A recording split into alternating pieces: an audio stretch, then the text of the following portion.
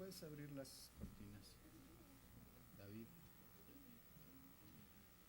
David, ¿puedes abrir las cortinas, por favor? Abrir las cortinas. ¿Viste los volcanes? Por favor. Sí. Ah, por eso. No, no, por los volcanes. No, Los volcanes, pero tan bellísimos. ya no necesitamos protegernos del sol. Ya no. Al contrario.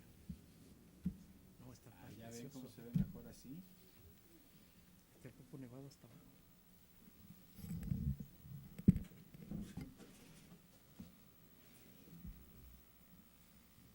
¿Ya están? Bien, buenas tardes tengan todas y todos ustedes. Sean bienvenidos a las instalaciones del Centro de Investigaciones sobre América Latina y el Caribe para un acto muy, muy especial, la presentación del libro, permítanme tantito, Ensayos de Historia Intelectual del doctor Mario Oliva Medina. Antes de iniciar la presentación de este material, sí quisiéramos hacer darnos un pequeño momento, puesto que el doctor Oliva, que es un buen amigo de este Centro de Investigaciones sobre América Latina y el Caribe, trae un presente muy especial de parte de la Universidad Nacional de Costa Rica para la biblioteca de nuestro centro, ¿no? Entonces le voy a pedir al licenciado Betán que si pasa por acá y le doy la palabra a Mario. Buenas tardes a todas y a todos. Quisiera, en nombre de nuestra universidad, o de la universidad que vengo, que es la Universidad Nacional de Costa Rica, a hacer entrega al CIAL y al maestro Rubén Ruiz, uno de los ejemplares conmemorativos del 45 aniversario, dedicados a un pintor cuyo nombre es Julio Escames Carrasco, exiliado en Costa Rica, de origen chileno, que tiene una obra extraordinaria que intentamos ahora plasmar de alguna manera en este trabajo. El pintor Julio Escames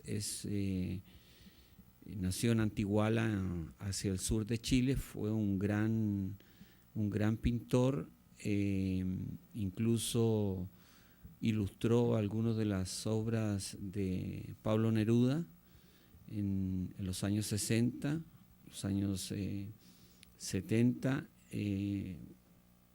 uno de ellos, el famoso libro el libro de pájaros, que tiene la estatura del canto general que, por cierto, escribiera Neruda en México.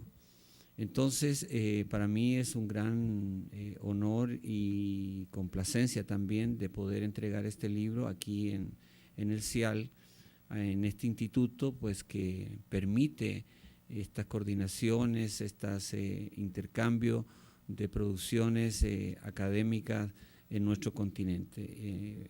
Para mí entonces es un gran placer entregar este libro. Entonces,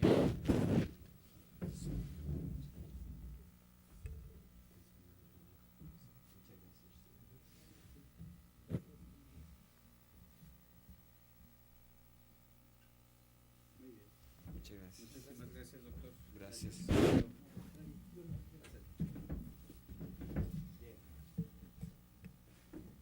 Y ahora sí, damos paso a la actividad académica que nos convoca. En primer lugar, voy a dar la palabra a la doctora Liliana Weinberg, que es una distinguida académica del Centro de Investigaciones sobre América Latina y el Caribe, especialista en muchas cosas, tengo que decir. Ella es de formación antropóloga, si mal no recuerdo, pero en realidad los estudios culturales son así como su fuerte, el estudio de la literatura y fundamentalmente el ensayo latinoamericano. Son sus grandes líneas de trabajo, y ella nos va a hacer el enorme favor de darnos una introducción a este texto del doctor Mario Oliva. Muchas gracias. Una emoción muy grande estar aquí. un agradecimiento por la invitación. Estamos presentando este libro recién sacado del horno, Mario Roberto Oliva Medina, Ensayos de Historia Intelectual, publicado por el CIALC en este mismo año.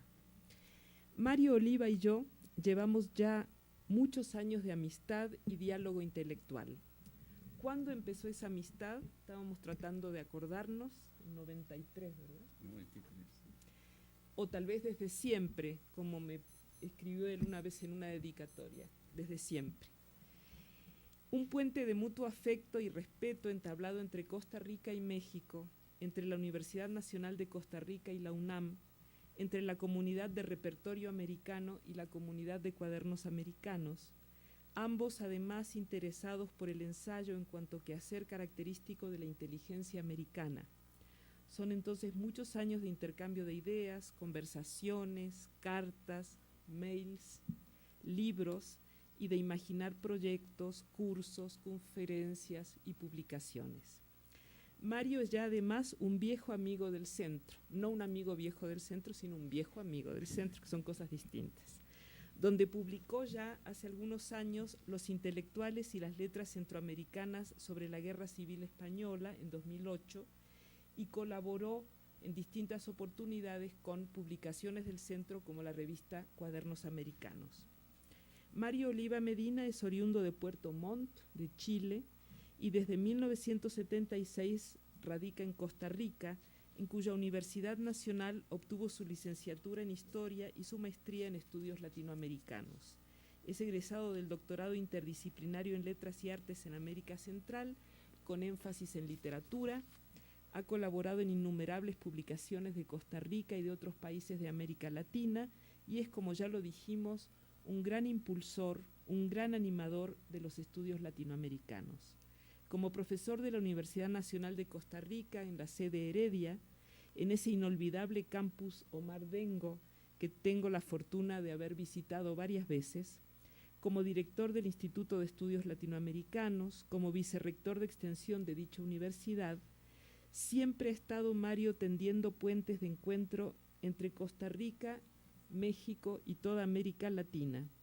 Recuerdo también aquella reunión de Solar en el año 2010, también en Costa Rica, convocado conjuntamente por este centro y por el Instituto de Estudios Latinoamericanos de la UNA, que tuvo lugar también, como dije, en Heredia, y en cuya convocatoria y organización fue clave la presencia de Mario, en su momento presidente del comité organizador de Solar.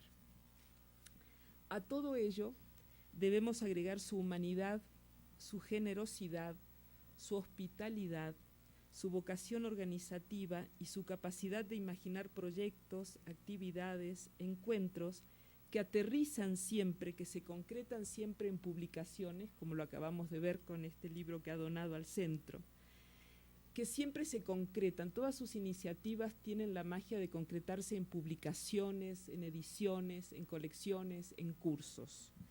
En cada ocasión que me tocó viajar a Costa Rica o participar en México con Mario en distintas actividades intelectuales, vi su extraordinaria capacidad de integrarnos en proyectos compartidos, siempre ambiciosos, de largo aliento, pero siempre con la bonomía, la cordialidad y el optimismo impulsor que lo caracterizan. Recuerdo en varios de mis viajes a Heredia mi visita a su preciosa casa, donde nos recibe siempre con generosidad su esposa Marta, y su preciosa biblioteca, y esa atmósfera de alegría y amistad y generosidad donde se van cocinando las ideas y los platillos más sabrosos, armando los proyectos, participando en las búsquedas y hallazgos de libros, de datos y planteando todo esto. Mi único susto con Mario fue cuando la primera vez que fui a visitarlos a su casa me dijo algo así como pasando el muerto a la derecha. Me asusté mucho. Después me enteré que muerto es camellón en Costa Rica. Pero cuando me dijo pasando el muerto a la derecha sí me asusté mucho. Bueno. De modo que es para mí una gran alegría y una gran emoción poder estar aquí participando en la presentación de su nuevo libro, un libro de historia intelectual dedicado una vez más a las redes intelectuales y a las redes textuales. Mario Oliva y yo hemos sido defensores a ultranza de la amistad intelectual, del diálogo, en la línea de la historia intelectual, ese complejo campo interdisciplinario e incluso transdisciplinario al que ingresan distintas áreas del saber y que, para decirlo de manera simple, nos conduce al examen histórico y lingüístico, a la puesta en contexto en la producción de las ideas. Y la sociabilidad intelectual, que es, como recuerda Mario citando a Maurice Aguillon, a propósito de los lugares de sociabilidad informal, una de esas formas que permiten encontrarse, discutir y opinar. Detengámonos ahora en el libro Ensayos de Historia Intelectual, publicado por el CIALC. En un magnífico y certero texto de presentación que acompaña a la obra y lleva por título Umbrales de la intelectualidad transfronteriza, otro querido colega y amigo en común, Ricardo Melgar Bao, que es el que ha preparado esta especie de prólogo, contribuye a este intercambio de ideas y reflexiones sobre historia intelectual, confirmando estas redes de diálogo que Mario ha contribuido a tender y fortalecer. Lo que quiero decir es que somos estudiosos de redes de sociabilidad y de amistad intelectual, y a la vez nos unen redes de sociabilidad y amistad intelectual. Dice allí Ricardo Melgar Bao que Mario Oliva ha transitado de la historia social a la historia intelectual. Y esto puede constatarse, en efecto, si seguimos su línea de trabajo, que va de libros como Artesanos y Obreros Urbanos Costarricenses, 1880-1914, o Los Movimientos Sociales en Costa Rica, 1830-1930, José Martí en la Historia y la Cultura Costarricense, o Dos peruanos en la revista Repertorio Americano, José Carlos Mariátegui y Víctor Raúl Aya de la Torre. Entonces, él se va desplazando permanentemente de la historia social a la historia intelectual. Ricardo Melgar apela también a la figura del archipiélago de redes para explicar muchas de las contribuciones de Mario Oliva. Plantea Ricardo algo que es casi un programa de trabajo presente y futuro. Dice Ricardo Melgar, comillas, es relevante aclarar que la discontinuidad como concepto espacial y la figura del archipiélago no pueden ser explicadas por la poética del fragmento del posmodernismo, toda vez que en su proceso real significan unidad y relaciones intelectuales y políticas condicionadas histórica y culturalmente. Como explica el propio Mario Oliva en la advertencia de su libro, dice Mario, pienso que estas muestras de trabajo se pueden ubicar bajo la denominada historia intelectual, que en el caso local, es decir, en el caso de Costa Rica, no tiene carta de ciudadanía en la academia, aunque en algunas partes de nuestra América se abre paso lentamente, pero con sólidas incursiones de muy destacados representantes del Cono Sur hasta México, pasando por Centroamérica y el Caribe. Se trata entonces, agrega Mario, de calas individuales, interpretación de muy diversas fuentes poco transitadas por la historia tradicional, y muchos de ellos son parte del peregrinaje inevitable de un profesor universitario que intenta mantenerse informado, participando en congresos, seminarios y reuniones para presentar estas entregas. En efecto, hace ya varios años que desde distintas regiones y espacios académicos hemos tratado de contribuir a la edificación de la historia intelectual, lo cual implica una toma de posición respecto al modo de abordaje de los textos en su diálogo con los contextos. Hacer historia intelectual es siempre examinar las ideas en diálogo con el contexto, en sus condiciones de sociabilidad, en sus condiciones lingüísticas, semióticas incluso. En ese famoso ¿qué quiere decir un texto? ¿Con quién está dialogando un texto? ¿Cuál es la intención significativa de un texto? ¿Cuál es su diálogo, el diálogo entre texto y contexto? Y para ello hay que darse a la tarea de recuperar fuentes dispersas, olvidadas, perdidas, marginadas, como lo muestra el trabajo de búsqueda casi detectivesca de archivos que implicó, recordemos, el estudio de la obra de Vicente Sáenz,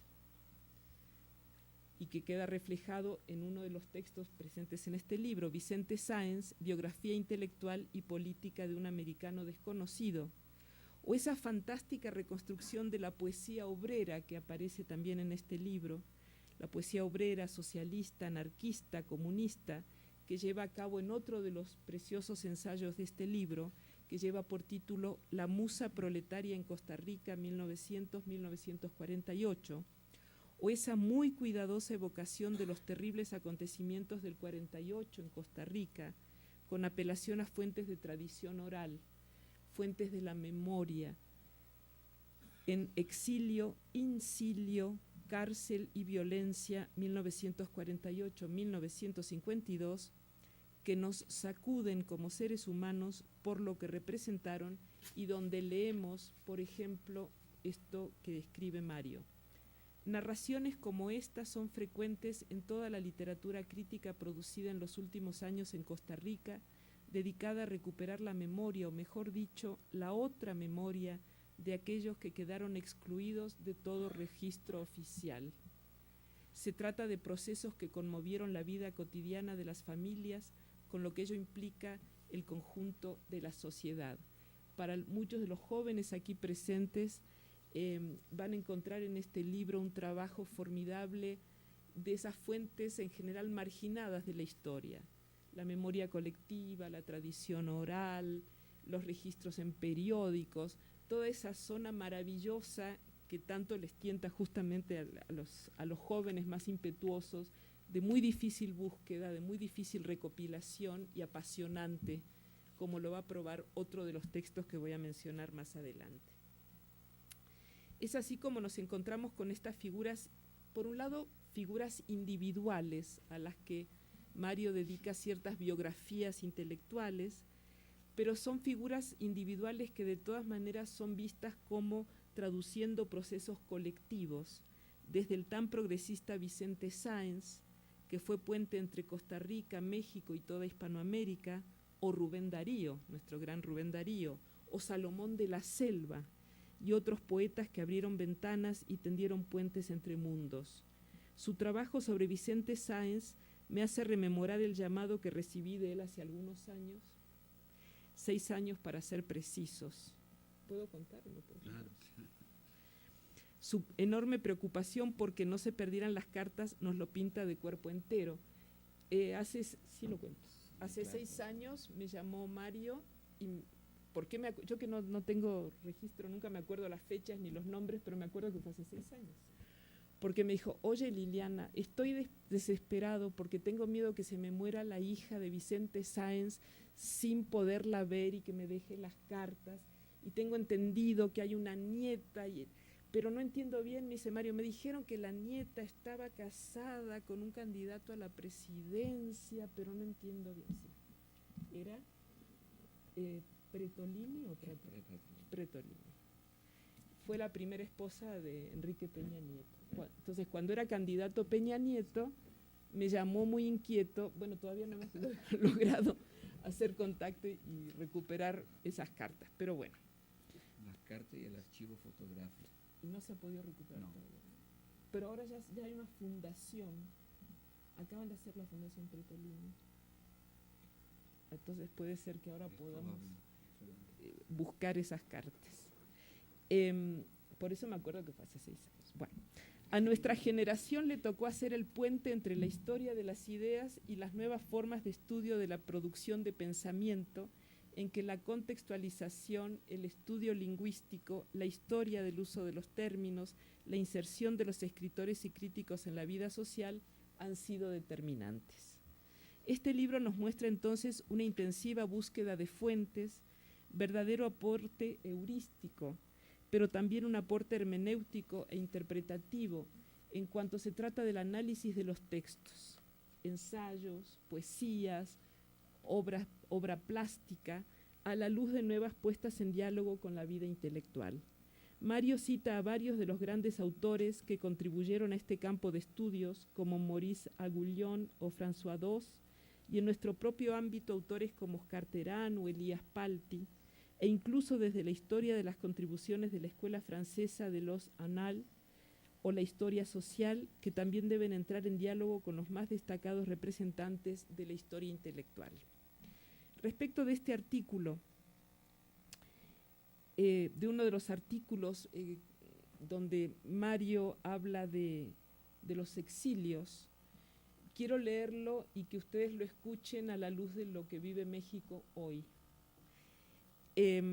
No puedo dejar de mencionar estas palabras casi proféticas de lo que está sucediendo hoy con la caravana de centroamericanos que está pasando por México, cuando nos dice Mario que, el acercamiento al fenómeno del exilio nos lleva a planteamientos de carácter más regional que nacional.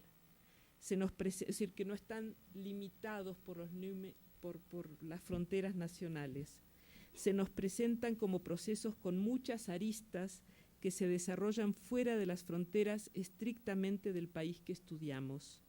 En el caso que nos ocupa, se hace urgente efectuar estudios detallados para completar los análisis de países como Nicaragua, Panamá y Guatemala, y así continuar y profundizar en el caso de México.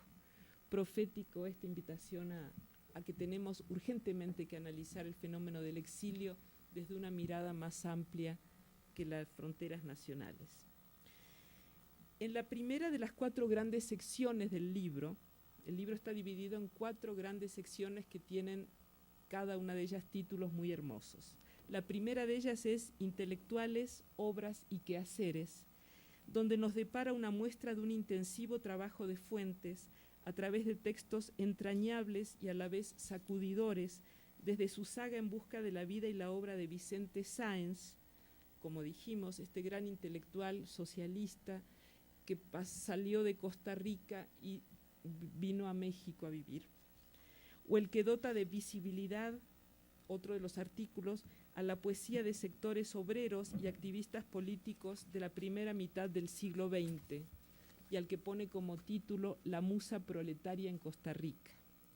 Hasta el que dedica a los testimonios de la Primera Guerra Mundial, otro precioso texto, Desilusión y esperanzas durante la Gran Guerra, poetas, cronistas e intelectuales americanos. Precisamente se están cumpliendo ahora el aniversario del final de la Primera Guerra Mundial, y allí se refiere Mario a 4 escritores de origen centroamericano residentes por esos años en Europa: el costarricense Basileo Acuña, los nicaragüenses Rubén Darío y Salomón de la Selva, y el guatemalteco Enrique Gómez Carrillo.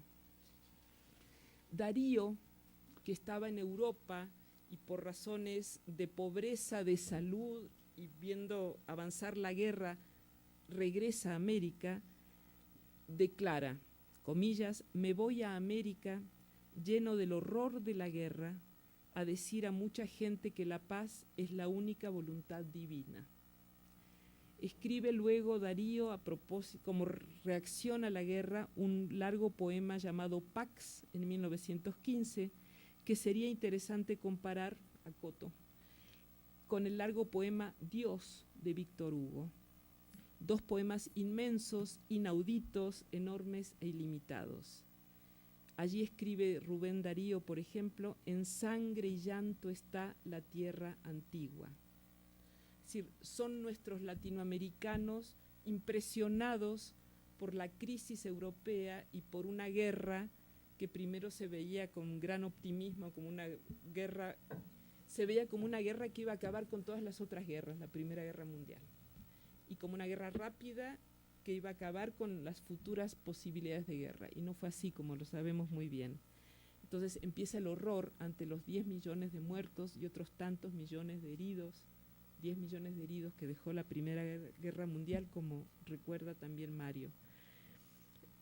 En sangre y llanto está la tierra antigua, dice Darío, y en el punto culminante de su poema advierte el papel que debe jugar América Latina en esas coordenadas espacio-tiempo en que están expuestos los versos. Es también impresionante el caso de Salomón de la Selva, un autor tan ligado a México, tan amigo de Pedro Enrique Sureña y tan ligado a la revista Cuadernos Americanos, que fue, yo lo veía de lejos a Salomón de la Selva, sabía que tenía un hermano que tuvo la desgracia de llamar, los papás le pusieron León de la Selva. Terrible, los padres somos terribles. pero de Salomón de la Selva, que lo veía muy mencionado en cuadernos americanos, nunca lo tenía muy desdibujado, y gracias a Mario ahora aparece como una figura gigante Salomón de la Selva, un gran poeta, autor de un poema impresionante, El soldado desconocido, de 1922, quien se adelanta tanto a su época al decir, dice Salomón de la Selva, comillas, ya no en John, ni en Tim, ni Tommy, ni Guy, ninguno de esos, ni Tom, ni Tim, ni Guy son el héroe de la guerra. El héroe de la guerra hoy es el soldado desconocido. Es barato y a todos satisface. O sea, se desdibujan las figuras individuales y empieza la figura del soldado desconocido. No hay que darle pensión, dice Salomón de la Selva irónicamente, no tiene nombre, no tiene familia, ni nada, solo patria. Por eso también me parece muy importante mencionar que no se trata solo de fríos trabajos de reconstrucción histórica, los que ustedes van a poder leer aquí, sino de ensayos, donde Mario nos entrega personajes de carne y hueso, con sus pasiones, sus angustias, su sensibilidad, su humanidad, su capacidad de compromiso y de visión. Cito otra vez a Salomón de la Selva, porque siempre hablamos de las vanguardias y de las innovaciones de las vanguardias, pero vean cómo se producen estas innovaciones poéticas. Salomón de la Selva tiene un poema, Granadas de gas asfixiante. Él está en la trinchera, está luchando en la trinchera y escribe esto que es absolutamente de vanguardia, pero como verán es una vanguardia que se hace al lado de la trinchera. Plo, plo, plo hacen las granadas y cuando caen, plum. Y en los días de sol su humo es una nube amarillosa y en los días de lluvia de una blancura esplendorosa. ¿Quién no se acuerda de los cuentos de hadas, de los genios, de los duendes, de los gnomos? Plo, plo, plo, plum, plo, plo, plo, plo, plum, plo. La posibilidad de introducir en la poesía sonidos, golpes, estallidos, surge al calor de la guerra. Otro poema intenso de Salomón de la Selva, perdón que me detuve en esto, pero me conmovió mucho, escribe en otro poema: el gas que he respirado me dejó casi ciego, pero olía a fruta de mi tierra, unas veces a piña y otras veces a mango, y hasta a guineos de los que sirven para hacer vinagre, y aún de sí no me hubiera hecho llorar, y aunque de sí no me hubiera hecho llorar, perdón, sé que hubiera llorado. El latinoamericano que está en el frente y recuerda los olores y los sabores de su tierra. La misma sensibilidad muestra Mario en la segunda parte de su libro, titulada Exilios, donde se agrupan textos como el ya mencionado Exilio, Incilio, Cárcel y Violencia, 1948-1952, donde reconstruye los avatares de la cruenta guerra civil costarricense de 1948 y nos dice, comillas, pretendemos en este ensayo acercarnos a la suerte que corrieron decenas, cientos y miles de costarricenses durante el inicio del año 1948 hasta 1952, de limitación arbitraria y marcada principalmente por el inicio de la represión abierta de carácter político contra los adversarios del autodenominado Ejército de Liberación Nacional, que ingresa a la capital a fines de abril de 1948, mientras el año de 1952 fue fecha límite donde la mayor parte de los desterrados, exiliados políticos, han regresado al país, producto de las nuevas condiciones democráticas que se están gestando. Resulta paradójico, añade Mario, que sea precisamente los comunistas en circunstancias de clandestinidad y sectores muy amplios de la población los que de modo cotidiano van construyendo esa democracia perdida y secuestrada. Y entre los muchos testimonios que recoge se encuentran valiosas muestras de la historia oral y los testimonios como reconstrucción del recuerdo, como él mismo dice, y agrega, narraciones como estas son frecuentes en toda la literatura crítica producida en los últimos años en Costa Rica, dedicada a recuperar la memoria, o mejor dicho, la otra memoria de aquellos que quedaron excluidos de todo registro oficial. Se trata de procesos que conmovieron la vida cotidiana de las familias, con lo que ello implica el conjunto de la sociedad. Otra vez es conmovedor el modo en que ha ido recogiendo testimonios orales, voces olvidadas, marginadas, para ir construyendo esta historia entre social e intelectual. Otro caso desgarrado es el que nos presenta en su reconstrucción de la trayectoria del pintor chileno Julio Escames Carrasco, el libro que se ha donado al CIALC, un pintor perseguido por la dictadura de Pinochet, un pintor chileno, empujado a un largo exilio en Costa Rica, en permanente tensión de sentirse al mismo tiempo transnacional y desterritorializado, como dice Mario, con toda la carga de mutilaciones y de pérdidas, dice él también, mutilaciones y pérdidas existenciales que ello representa.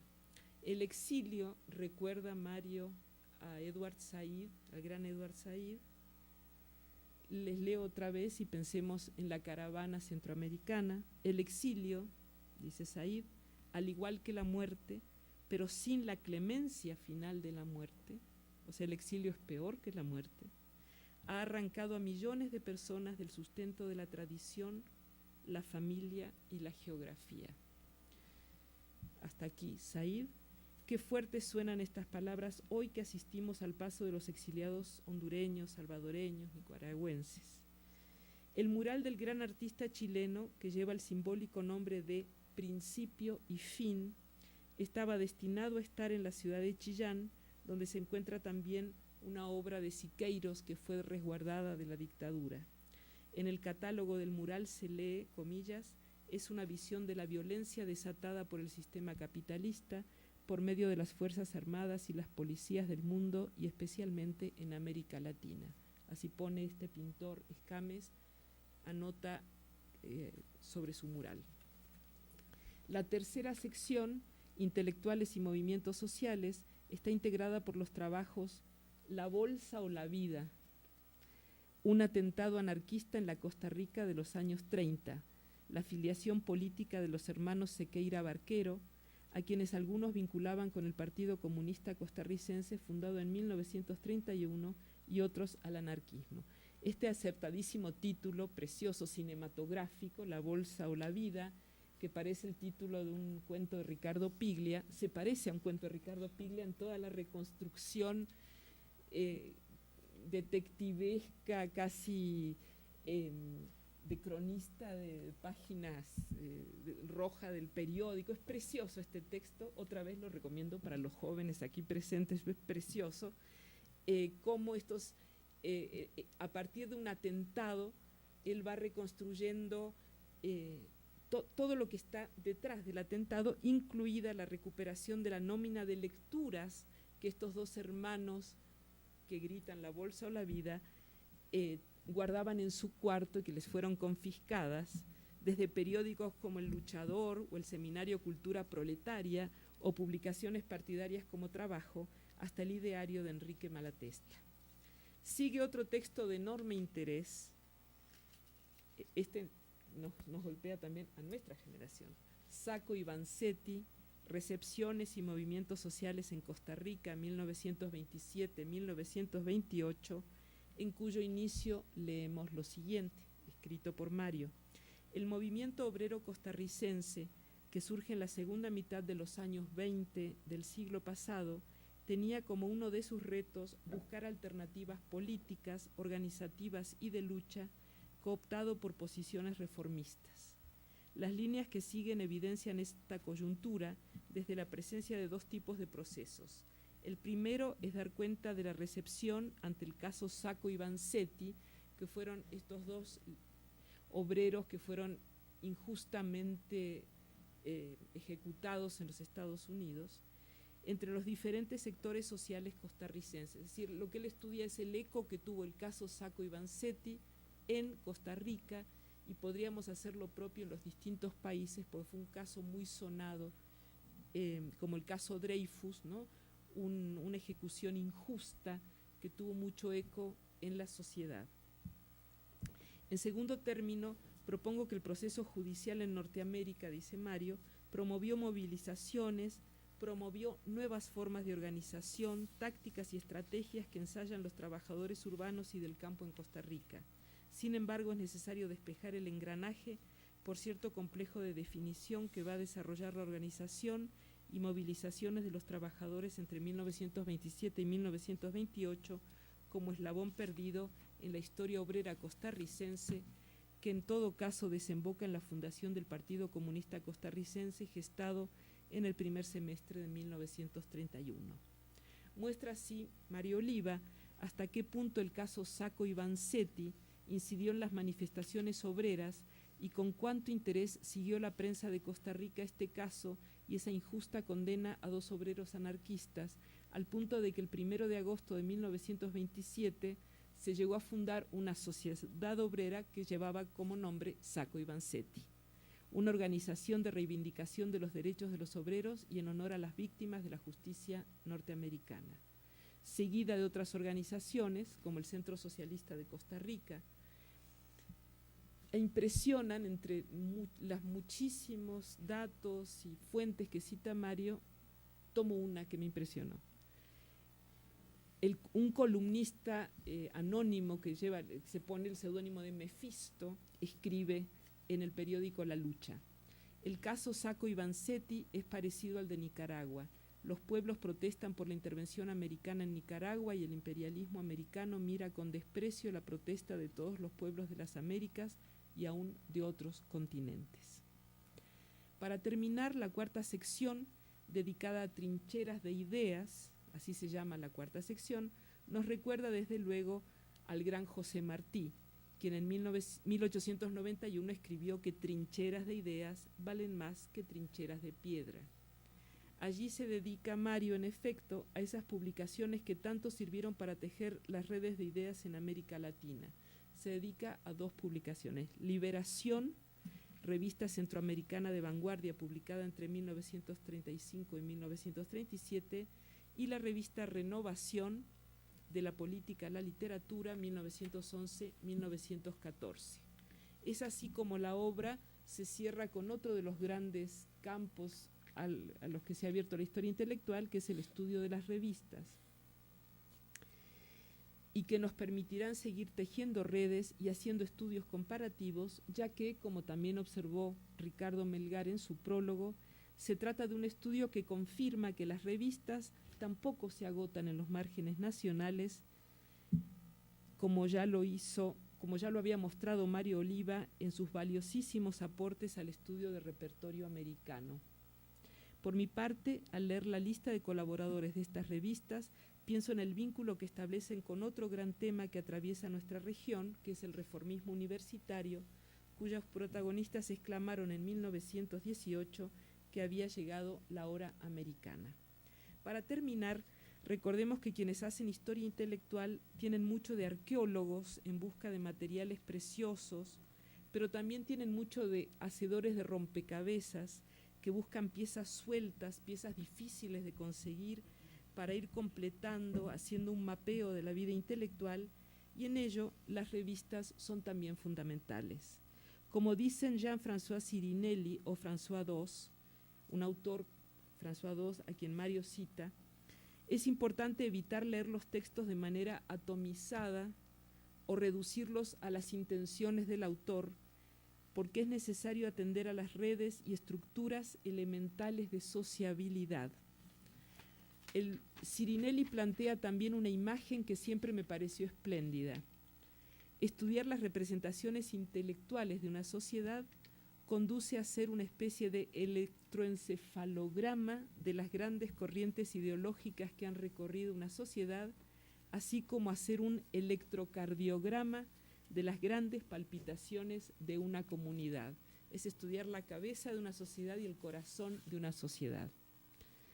El segundo, Dos, se pregunta cómo se da el fenómeno de transmisión de ideas, vectores de pensamiento, sistemas más o menos conformados hacia la sociedad. Y si todo esto ya es suficientemente complicado para pensar los procesos que se dan en Europa, ¿cuánto más compleja será la relación entre el electroencefalograma intelectual y el electrocardiograma social en países como los nuestros, donde la producción intelectual de los grupos cuya postura se confronta con modelos de legitimidad propios del primer mundo entran en una atormentada relación que pocas veces se manifiesta como acuerdo o representatividad plena y muchas veces como desacuerdo, tensión, heterogeneidad, desgarramiento, escisión respecto de toda la sociedad. Sociedades como las nuestras, donde tantas fuentes, tantas voces, tantos actores quedan todavía por descubrir y por estudiar. Este libro de Mario Oliva es sin duda un aporte muy grande en esa línea y esperamos que sean muchos más. Muchísimas gracias.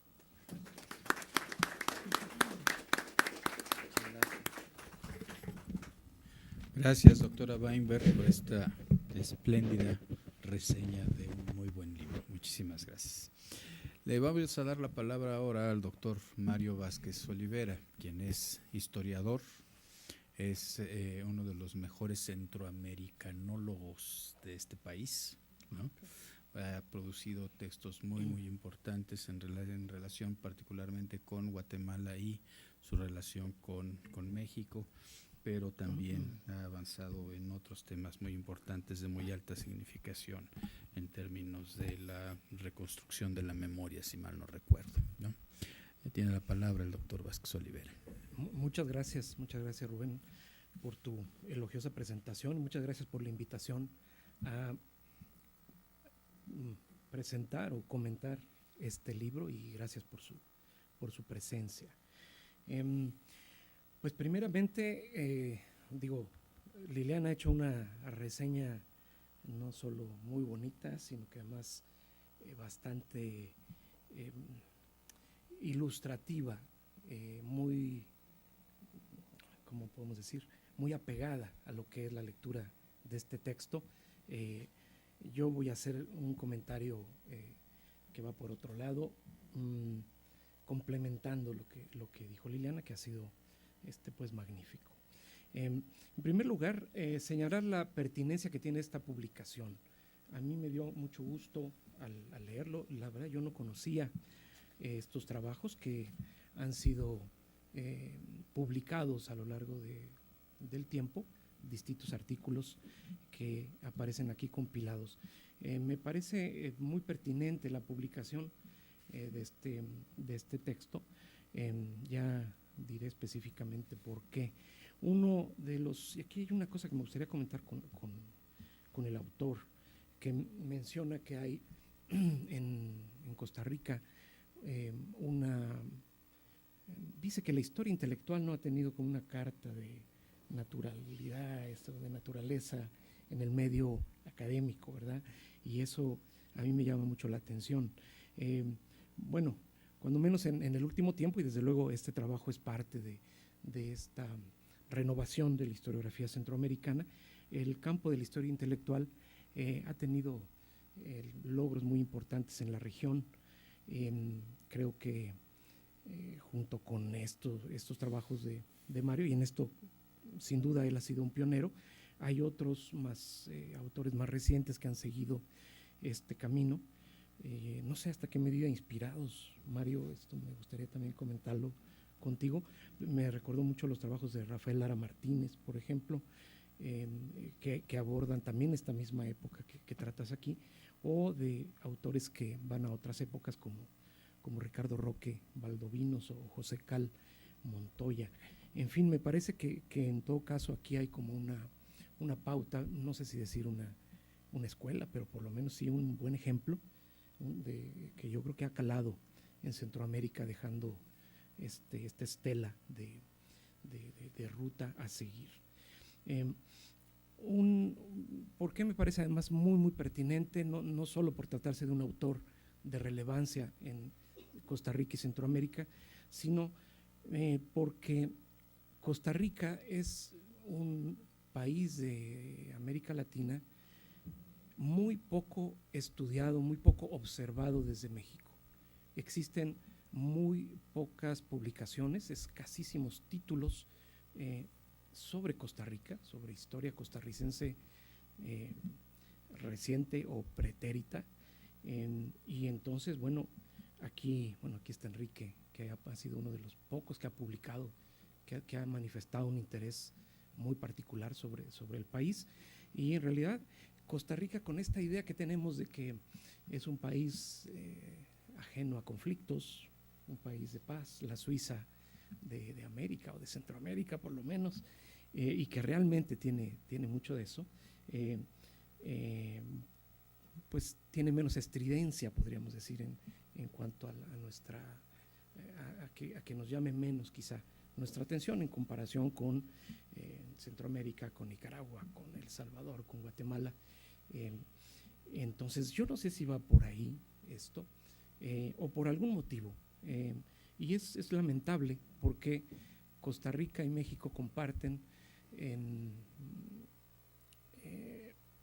esto que decía Liliana, que es en lo que hacía énfasis, comparten tradiciones culturales, intelectuales, institucionalizadas, que las han convertido en tradiciones muy vigorosas. Si hay alguien con quien desde la Universidad Mexicana o de la Academia Mexicana podría establecerse un diálogo de, digamos, en un plano de bastante, de un nivel semejante, me parece que es Costa Rica. De hecho, Costa Rica en el sur de Centroamérica y México en el norte conforman los dos polos de influencia a nivel académico, institucional, más grandes en la región, y sin embargo tenemos un poco diálogo. Qué bueno que vino Mario, qué bueno que tu presencia no es nada más, además de celebrarla y de presentar el libro con mucho gusto, es también, espero, un gesto de acercamiento entre nuestras universidades para darle vigor a estos lazos que están un poco, yo diría, como atenuados, ¿no? Eso por un lado. Pero por otro, estos ensayos de historia intelectual tienen a ver, ¿cómo les explico? Liliana fue a detalle de texto por texto y esto me va a hacer la tarea mucho más fácil. Aquí, en estos trabajos, tenemos es como un muestrario, como como un mosaico de posibilidades de trabajo desde este enfoque, desde no sé si llamarle propuesta o modo o forma de trabajo particular, que es una historia intelectual que conectada, incluso al parecer derivada de, aquí también Mario, sería muy interesante que nos comentaras un poco de la genealogía de esta perspectiva, que viene de la historia social, pero conecta con historia política, con historia cultural, digamos, de lo que entendemos en general por historia cultural, pero también por historia literaria, historia del arte y otros más campos de la historia. Es decir, es una historia intelectual que tiende o echa ramas hacia diferentes campos de la historia. Y en ese sentido es una historia sumamente rica, complejísima, creo que tiene un nivel de complejidad bastante grande, pero que tiene tiene varias virtudes que voy a mencionar.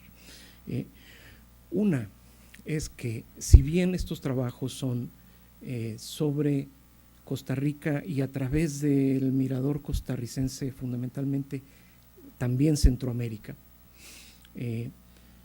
y de una época que va principios del siglo XX a mediados, cuando más del siglo XX. Sin embargo, nos permite hacernos idea de una manera de aproximarse a este tipo de temáticas que podríamos perfectamente desarrollar, ensayar en muchas otras investigaciones.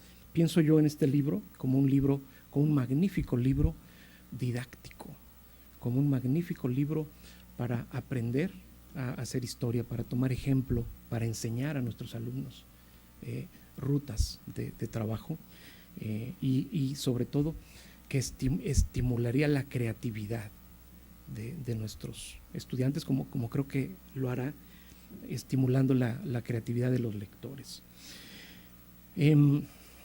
Otra gran virtud que tiene este libro, la claridad y la sencillez expositiva. Es un libro escrito con, híjole, no sé si la palabra sea la adecuada, iba a decir humildad, escrito con mesura, con una intención de que se lea así, de manera directa, de manera,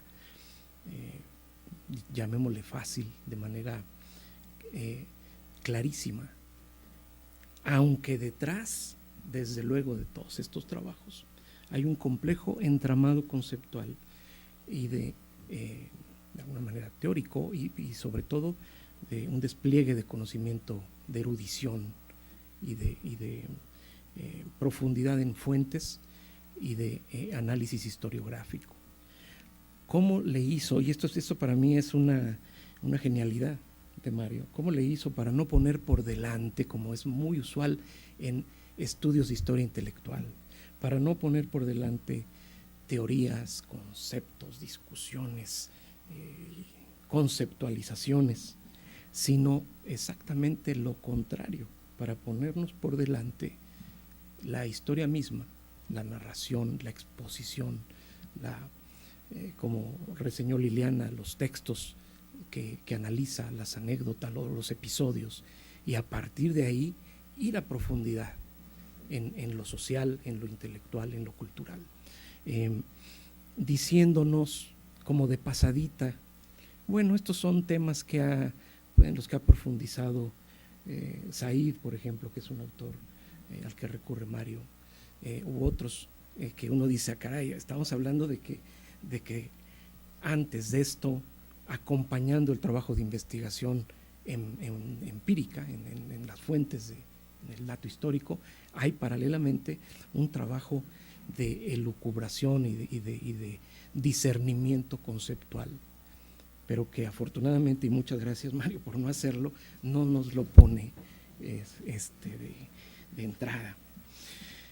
En este sentido, les insisto, es una lección de cómo hacer historia, o una posibilidad de hacer historia, que seduce, que atrae, que uno dice, chin, cómo quisiera yo escribir algo como esto.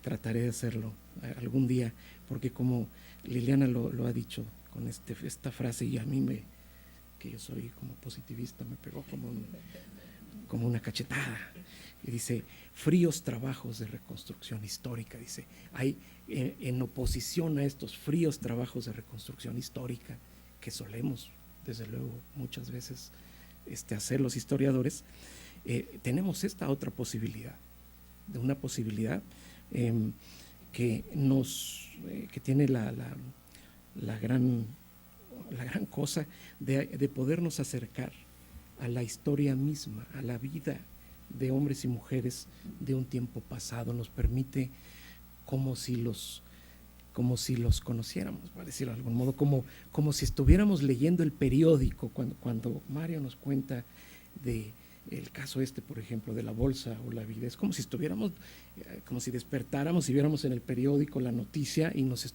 sintiéramos transportados allí.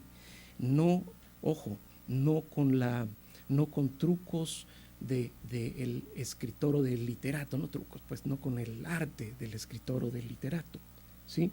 Sino del historiador, que es otra manera de llevarnos a vivir esto como lectores. Y en este sentido yo quiero terminar comentando una vivencia personal que me relaciona con este libro. Yo viví en Costa Rica hace muchos años. Tuve una residencia ahí en la cual tuve la fortuna de gozar la hospitalidad de doña Adela Ferretto y don Carlos Luis Sáenz, que son uno de los personajes que trata Mario en uno de sus artículos sobre el exilio costarricense, personajes que fueron dirigentes políticos, ellos y sus familias, bueno, Costa Rica era un país chiquito, todos eran medio parientes, pero estos dos personajes, estamos hablando de la familia de los dirigentes del partido Vanguardia Popular, el partido comunista, don Arnoldo Ferretto, ¿cómo se llama? Mora, don Manuel Mora. Entonces, bueno, son los perdedores de la guerra del 48 y desde luego son sobre los que el gobierno triunfante se centra su acción represiva y de los cuales muchos de ellos salen al exilio, bueno, otros estuvieron presos, como fue el caso de don Carlos Luis. Don Carlos Luis, estamos hablando de un líder político, pero sobre todo de un ideólogo, un intelectual, de un poeta, periodista, hombre de gran cultura. Doña Adela Ferretto, una maestra, educadora, un pilar de la institución educativa en Costa Rica durante mucho tiempo. Y bueno, yo experimenté esto mismo a lo que me refiero. Al leer este artículo, yo dije, ahí están ellos, así eran. Yo los conocí, yo compartí su casa, bueno, me permitieron quedarme ahí un tiempo, conocí a sus hijos que estuvieron aquí, bueno, su hijo Carlos que estuvo aquí en México en el exilio, conocí a sus nietos y a la red familiar y esta dinámica de los exilios y las discusiones de los viejos exiliados retornados o de los viejos perseguidos y perdedores de la guerra ya en otro tiempo. Y me recordó mucho estas entrevistas, esto que mencionaba Liliana, el recurso de la fuente oral que también emplea Mario en este trabajo, y claro que me retrotrajo a esa vivencia. En ese sentido es a lo que yo me refiero cuando digo es poder a través de un texto histórico experimentar esta sensación de contacto con la vida real, esta posibilidad que nos brinda una historia intelectual, no únicamente de análisis de textos o análisis de ideas, de conceptos, que eso es muy importante, ciertamente, pero de esta otra manera, la conexión entre la historia de esta esfera de creación o de pensamiento aterrizada o expuesta en su vínculo de realidad social, cobra otra dimensión. Ojo, porque además, ya con esto termino, esto nos permite, y como le ha permitido a Mario, mostrarnos la posibilidad de una historia intelectual, ¿cómo podemos llamarle? Esto que también citó Liliana atinadamente, el texto de la musa proletaria. Este trabajo que hace Mario con la prensa obrera, la prensa militante, a nivel del folleto, del texto efímero, de la publicación destinada, en otros términos, al olvido, ¿verdad?, de la historia. Y sin embargo, Mario nos permite como extraer de estas fuentes que ciertamente no estarán quizá en la historia de la literatura, de la gran literatura, ¿verdad? Y sin embargo, a partir de este trabajo de rescate, los podemos situar claramente en la historia de la sociedad costarricense. Es una experiencia también que vale la pena mucho destacar en el trabajo de Mario Oliva. Bueno, yo con esto termino. Recomiendo muchísimo su lectura, de verdad, como aprendizaje, es como libro no solo para enterarse de cosas nuevas de las que uno rara vez habrá leído. Costa Rica en los años 20 del siglo XX, ¿no? Escritores centroamericanos en la Primera Guerra Mundial. Digo, ¿cuándo habremos leído de esto? Pero además de enterarnos de estas cosas, es en conocer una ruta, una posibilidad de trabajo de investigación sumamente creativa y sumamente capaz de ofrecernos cosas nuevas. Muchas gracias.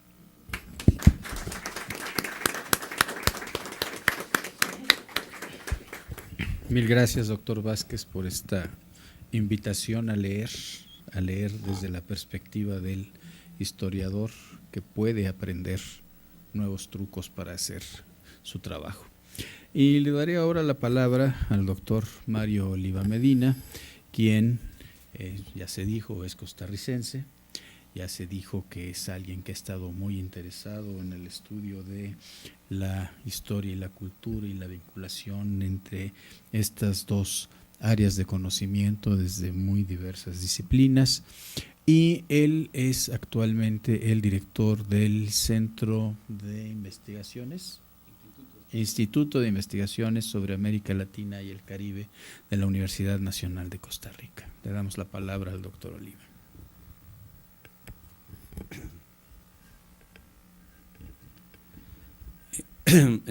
Muchas gracias por acompañarnos esta noche en esta reunión. Quiero hacer 12 comentarios antes de decir algunas otras cosas. Gabriel García Márquez en uno de sus textos decía que era muy fácil darse cuenta cuando era un cuento un amigo. Era muy fácil cuando una persona estaba envejeciendo, saber cuando una persona estaba envejeciendo. Y la manera, según este novelista, escritor, de detectarlo es que cada vez que comenzaba una conversación, lo hacía con una anécdota. Y yo voy a hacer 2 anécdotas, no una.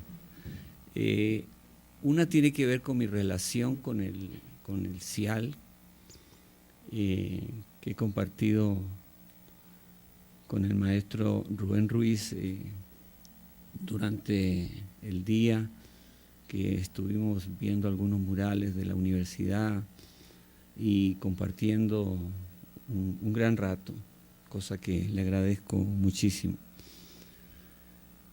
Y decía de que cuando vine la primera vez, debe haber sido por el 93, 94, tuve la hermosa oportunidad de ser recibido por el maestro Leopoldo Sea. Creo que estaba en otro edificio allá más adelante. Allí estaba el instituto en ese momento. Y él estaba de pie cuando yo ingresé. Yo estaba bastante más joven en ese tiempo y un poco asustado, no solamente de ver una universidad tan grande. Yo venía de una universidad bastante pequeña, que seguramente en esos años no debe haber tenido unos 10.000 estudiantes, si acaso, y estaba esparcida por toda la ciudad de Heredia. No teníamos ni siquiera edificios, sino que andábamos casi como nómadas en diferentes lugares. Y estaba allí el maestro Sea y yo pues le saludé y le dije, ¿cómo está, maestro Sea? Casi en reverencia, ¿no?, de conocer en persona a Leopoldo Sea. Y entonces él me dijo, aquí cabalgando, y me mostró un retrato de Bolívar que tenía en su oficina.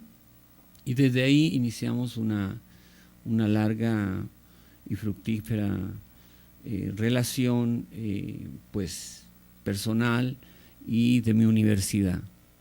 Y en ese tiempo también tuve la oportunidad de, por primera vez en esos años, Liliana nos visitó en Costa Rica.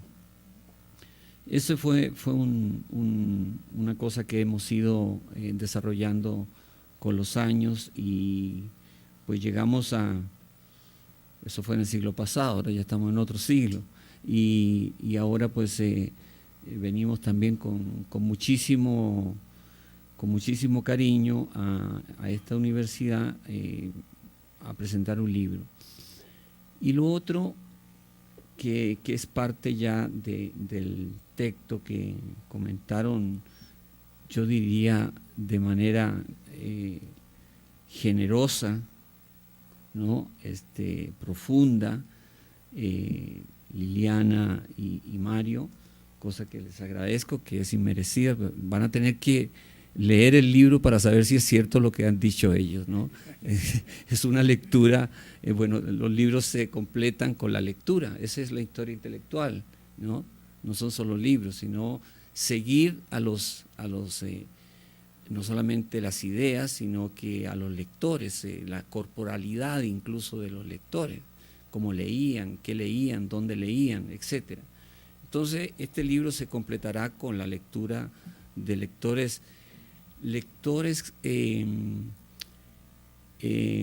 que uno construye en el texto y lectores también históricos, ¿no? Que son también lo más importante. Y quería decirles de que, claro, cuando me enviaron la portada de este libro, yo me quedé sorprendido, sencillamente, primero porque no tengo nada que ver con la elección que se hizo para escoger esta portada. Es que tiene un mural que se llama Principio y Fin de este pintor chileno exiliado en Chile, que es don Julio Escamas Carrasco. Y me quedé sorprendido porque este mural fue pintado durante 2 años, entre 1971, 72, 72 terminó este mural. Y la construcción es un mural monumental de 7 por 10, mural bastante grande, que le había encargado la municipalidad de Chillán para colocarlo en una pared de esa dimensión. Allí pasó Julio Escamas pintando durante 2 años, hasta el punto de que vivía allí, ¿no? Vivía como los grandes muralistas, ¿no? Su taller era el propio mural, fue amigo de los muralistas mexicanos, de Diego Rivera sobre todo, y Diego Rivera lo convidó a pintar en su taller en varias ocasiones. Pero lo curioso de este mural no es una curiosidad, sino que el hecho es que este mural le costó 2 años, e incluso dormía ahí en los andamios él, al más puro estilo renacentista, y por allí pasaban todos no solamente los pintores, sino los cantautores de aquella época. Recuerden que estamos en la época del gobierno popular en Chile, y pasaban la nueva trova, los músicos, los artistas, todo tipo de acto cultural se hizo mientras él pintaba. Este mural fue inaugurado por Salvador Allende en el 72, a fines del 72. Y con la dictadura le ocurre una cosa terrible a este mural, porque el mural es, primero le tiraron alquitrán para taparlo, ¿no? Pero vino alguien con botas y dijo, no, el alquitrán no es suficiente, pueden restaurarlo. Entonces picaron la muralla. Y vino otro con botas y dijo, no es suficiente picarlo. Entonces derribaron la pared. Entonces desapareció completamente este mural que se llama Principio y Fin, ¿no? Mural de una visión social extrema, ¿no? Que hablaba precisamente de lo que era el fin del mundo. La idea del fin del mundo en los años 70 ya era moneda corriente. Y este pintor pintaba ese tipo de cosas, pero también pintaba la esperanza. Entonces el mural no existe, y yo en el 2015 que visité a Julio Escames, que es este pintor y que ahora mostramos el libro de Julio Escames. Cuando fui a su taller y le conocí, a pesar de que vivíamos en el mismo lugar y trabajábamos en la misma universidad, lo conocí casi 3 meses antes de que él muriera. Y cuando fui a su casa, obviamente ya yo sabía quién era Julio Escames, etcétera, el reconocimiento que había sobre este autor, sobre este pintor, y cuando nos empezó a dar algunos libros, a mostrar algunas cosas, y lo único que nos mostró que tenía un valor para él fue un afiche del mural destruido. Ese afiche era una reproducción que se había hecho en México y que lo había conseguido en alguna visita que hizo a México. Entonces conservó ese afiche, y eso fue lo que me mostró. Bueno, Julio Escames muere, Julio Escames dona toda su obra a la universidad, y esa obra está compuesta por 5.000 obras pictóricas. No me mostró ni siquiera un boceto cuando fui a su casa. Luego pues le alcancé a entrevistar y nació este otro trabajo, pero muy, muy interesante de que él guardaba un enorme cariño y una cosa muy profunda sobre este mural. En ese año, en el 2015, en Chile hicieron una encuesta sobre los 10 murales de carácter universal en la pintura chilena. Y uno de los murales que escogió la opinión pública o la memoria colectiva fue este mural que está en esta portada, principio y fin. O sea, un mural que no existe, está en la memoria colectiva. Entonces, no es un dato menor lo que estoy diciendo, ¿no? Y el significado que tiene este mural. Entonces me siento realmente complacido de que se haya elegido esta portada que está en la memoria colectiva, en todo caso, de los chilenos que ni siquiera conocieron a Julio Escames, porque Julio Escames se fue a Costa Rica y luego ya la democracia ni ninguna otra cosa en Chile pudo retornarlo, ¿no? Y eso es terrible para un exiliado, ¿no? Bueno, ahí entonces esa es una cosa que quería contarles. Con respecto al libro, pues no puedo decir muchas cosas. Liliana ha sido extensa, Mario ha hecho algunas observaciones que me permiten tal vez decir de cómo veo yo este tema de la historia intelectual, como un simple mortal, ¿no? Como un lector. Yo tuve formación primera en historia, pero me ha pasado una cosa muy que está bien, ¿verdad? Porque ya los historiadores ya no me reconocen como historiador, y eso no me molesta de ninguna manera.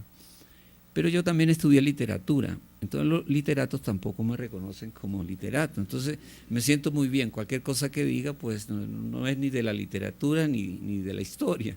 Entonces con los oficios oficiales pues no estoy muy bien, estoy en ese lugar en donde yo me siento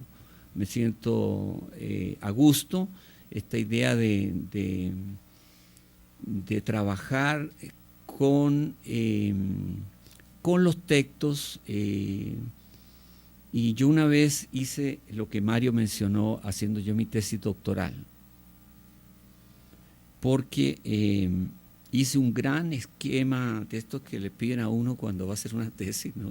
Bueno, haga usted el marco teórico, y a uno le empieza a dar de todo, ¿no? Y el método y todo eso. Entonces un profesor me dice, mire, no me diga nada de eso, me dice. Lo único que usted tiene que hacer es leer, pero leer bien. Ese es su método. Y eso me gustó mucho. Claro, yo seguí leyendo las otras cosas que había que leer, pero me gustó mucho esta idea de que uno también puede ir construyendo con su propia imaginación, creación, con ese diálogo con el dato, con esto que hablaba este historiador Edward Thompson, que también fue una inspiración por muchos años, lo ha sido, esta idea de que uno tiene que establecer una química entre los datos y la noción, entre aquello que decimos que es y lo que es, ¿no? Entonces, ese tipo de cosas me permiten hacer un tipo de trabajo que tiene que ver con esto, que aquí tenemos a la persona más indicada que nos hable y nos ha enseñado durante muchos años lo que es el ensayo, un género, una manera de escribir. Entonces también el historiador tiene que tener esta cosa de esta voluntad de escribir y de tratar de hacerlo lo mejor posible. De todas maneras, el historiador no escribe la historia, construye una historia sobre aquella, la historia con mayúscula, pero no escribe la historia, o sea, reconstruye, es otro texto sobre aquello que estamos investigando, como lo hace también un artista, como lo hace un pintor, como lo hace cualquier persona que quiera expresarse en estos temas. Entonces, para mí este asunto es fundamental, ¿no? Poder ir del dato a la noción y de la noción al dato. Eso me permite salvarme de la erudición por la erudición y salvarme de la complejidad inalcanzable de la teoría, que en todo caso pues siempre será menor que la rica realidad. Eso es muy, muy importante, ¿no? Entonces, por eso que he elegido, cuando escribo, he elegido este género, el ensayo, ¿no? Y eso me permite entonces algunas licencias que no tiene el historiador, que si no dice dónde la sacó el dato, pues ya quedó como sin ropa, ¿no? Entonces, yo creo que ahí hay un ámbito de trabajo muy importante. Hay que tener esa voluntad de escribir cuando uno escribe ensayo, no hay otra manera. Y uno siempre está construyendo un lector, ¿no? Que está en esa narración, porque no es posible que uno escriba sin pensar en ese lector. Por eso que cuando Mario capta esta idea de sencillez, a mí me hace muy, muy feliz, porque la sencillez es una gran virtud. Y entonces darse a entender es algo que no es fácil, claro, que proviene de un proceso, no de otra cosa. Entonces yo creo que este libro pues también tiene una particularidad que quisiera acotar,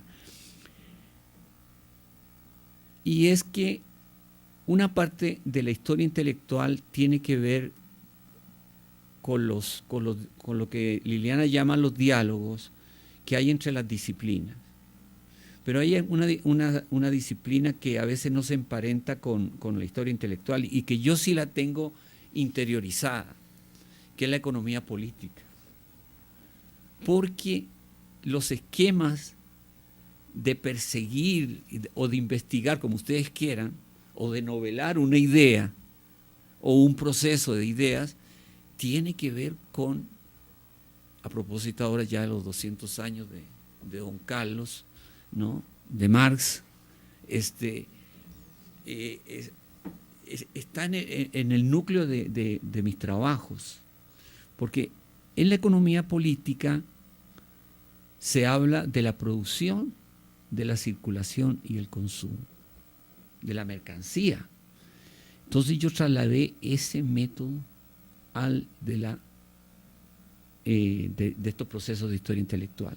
Entonces siempre estoy ocupado de cómo se producen las ideas, cómo circulan los circuitos y cómo se consumen. Y ese esquemita, que puede ser muy sencillo decirlo, es el que utilizo de manera sistemática en la búsqueda de las ideas, no solamente los grandes pensadores, porque eso es más sencillo incluso, sino las ideas en aquellas personas que no tienen rastros, pero que también piensan y que también tienen sus maneras de valorar el mundo y de decirlo y de construirlo. Entonces, ahí está uno, digamos, de las claves del tipo de historia o de ensayos que yo intento siempre realizar, ¿no? Obviamente que hay otras maneras, hay otra forma, pero seguir las ideas y seguir los actos del habla, porque en todo caso son los lenguajes, ¿no? Los actos del habla pasa no solamente por la producción, sino por los circuitos. Entonces hay que estudiar todos estos aparatos culturales que permiten que las ideas o los grupos de ideas puedan circular. Y luego cómo se consume, quiénes las consumen, dónde. Entonces cuando uno se acerca a algún periodo, a algún grupo, ve que son las lecturas diferentes. No hay un solo socialismo, no hay un solo liberalismo, hay varios, ¿no? Entonces hay que tratar de reconstruir ese tipo de variaciones del acto de los actos del habla, ¿no? Que es los lenguajes. Por eso es que la historia intelectual en los últimos años también tiene uno de sus grandes cultivadores, el pensamiento, el lenguaje político, ¿no? Claro, en Europa lo que hacen son diccionarios de las palabras, de la democracia, etc. Los alemanes han hecho cosas impresionantes en este caso. En América Latina me parece que hacemos cosas diferentes, pero hay elementos que debemos poner atención porque eso nos permite acercarnos a las personas de carne y hueso, ¿no? Y esa es un poco la historia de estos ensayos, ¿no? Agradezco mucho la atención. Muchas gracias.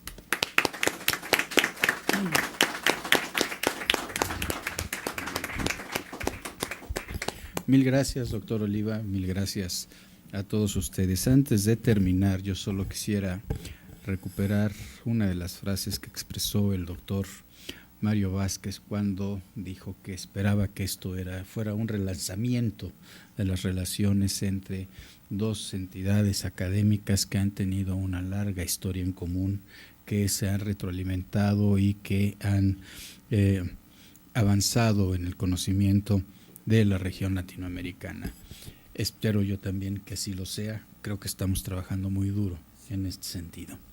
Muchísimas gracias a todas y todos ustedes. Creo que ha sido una muy interesante experiencia, más allá del asunto temático que pueda de repente en un momento determinado parecernos ajeno. Me parece que ha sido una excelente lección y una excelente invitación a ver la historia de otras de distintas maneras, pero sobre todo a interesarnos por el conjunto de la vida intelectual latinoamericana, que es de lo que vivimos y para lo que vivimos. Muchísimas gracias a todas y todos ustedes.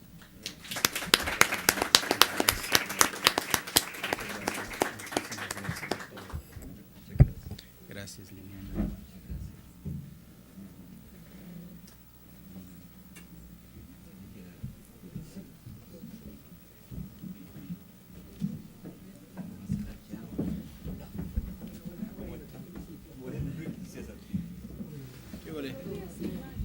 En el folder están sus constancias. Muchas gracias.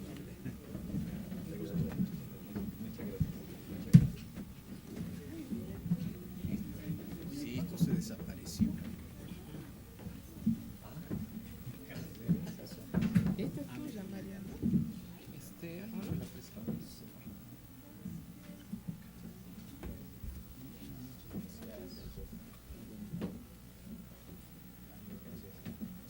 Te lo vas a llevar este. Sí. Para hacer pesas. Para hacer pesas, qué pesado. Bueno. Digo, yo sabía que era valioso, pero luego que vi que como